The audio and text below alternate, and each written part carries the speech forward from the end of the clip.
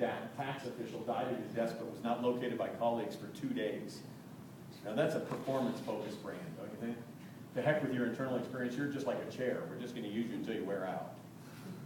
Well, my favorite line on this, by the way, came at the end. After they said it was a 65-year-old who died on a Tuesday, was located on a Thursday, the final part of the article said, procedures will have to be reviewed. How often does this have to happen before you develop a procedure around dead people in the office, right?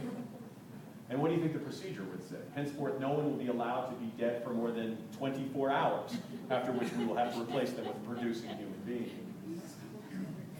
The point is, the journey of the customer is the journey of your employee. And I'll tell you, if you really treat the people bad, there's only so long that they're going to actually leverage out. And it's not about pay.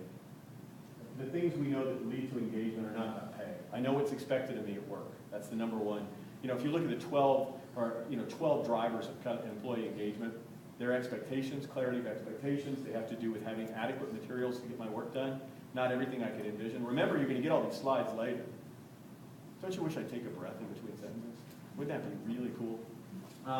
You're going to get these slides later. So let me just go through the content as quickly as I can, because I am standing between you and lunch. And so I'm speaking as quickly as I can, because some of your stomachs are speaking to you as fast as I am.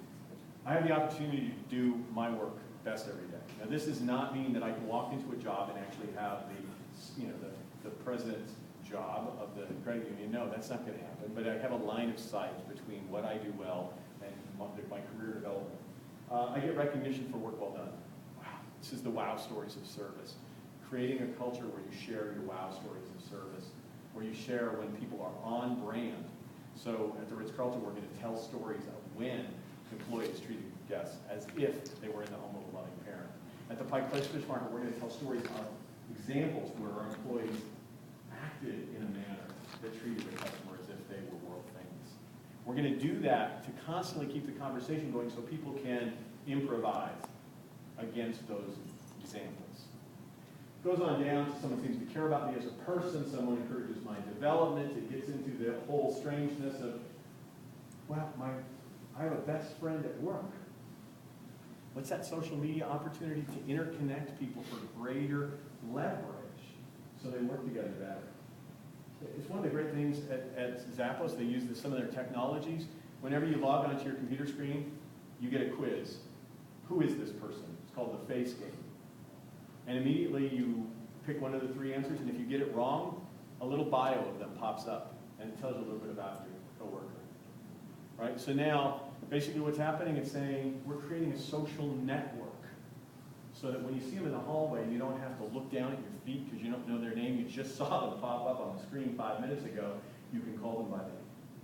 And you have a little elements of their bio so you can actually engage them in a relationship with one another. So it's creating that affiliation, that affinity. In the past 6 months, someone's talked about my progress. It's why I think you have to check in on the experience of your employees more than annually. You have to check in to see how they're feeling against what they think their developmental goals are. And in the past year, I've had opportunities to learn and grow. They sent me to Automotive Avenues, programs. They've included me in learning about marketing and branding. So because of that, Starbucks has done really well. One of their key brand messages in creating the living room of the community is it's your community, it's your Starbucks. You're responsible for creating their living room. What do they need? And guess what? In Santa Monica, California, in the 3rd market for Starbucks, they found that they needed something different than they needed in their first 2 markets. They needed something different than was needed in Seattle. They needed something different than was needed in Chicago, their first and secondary markets. When they went to LA, they needed a beverage that was something other than brewed coffee. On a Friday night at the Promenade, Dina Campion, a barista in the Santa Monica store, said, my customers aren't buying brewed coffee. They need a different product. So she brought her blender in from home, added some ice to the coffee, and all that did was water it down. She added an emulsifier in the form of cream. That added body, but it still didn't give the right taste profile. So she added some vanilla, and before you knew it, the vanilla frappuccino was born. Did I say frappuccino? That would really get me in trouble. Let's just strike that from your memory bank. Jury, please ignore the word frappuccino. So the frappuccino was born. Now the interesting thing is that Dina Campion violated about 10 health code laws by bringing in her blender into the Starbucks. So it can't go a little too far. But the fact of the matter is you can coach people about that. You can give them forgiveness when they didn't get permission, particularly when this product is contributing to more than 50% of the margin of the brand today. And it was not